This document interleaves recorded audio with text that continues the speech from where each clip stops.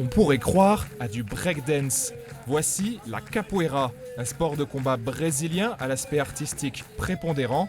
Ici, pas de gagnant ni de perdant, mais plutôt une chorégraphie improvisée. C'est ce qui plaît à ces jeunes élèves. Dans la capoeira même, je préfère l'aspect un peu combat. Ça fait monter l'adrénaline en fait, et moi j'aime bien. Après, il y a toujours le côté où il faut faire attention, parce que ça peut devenir dangereux. C'est un mélange de musicalité, de combat, de l'énergie qu'il procure, et puis même les événements qu'on fait, ça donne tout le temps envie de revenir. Coup de pied, salto, esquive. Bien qu'il s'agisse principalement d'une danse, l'aspect martial est indissociable et renvoie directement à l'histoire de son pays multiculturel. La capoeira a été créée au Brésil à l'époque de l'esclavage et des colonisations.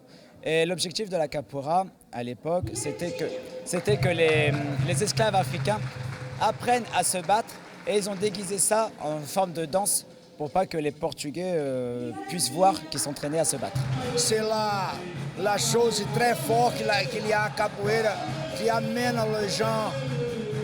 N'étiquetez pas quelle race, quel pays ou quelle la couleur. Prochain rendez-vous de cette grande famille dans 2 ans pour la 10e édition du festival.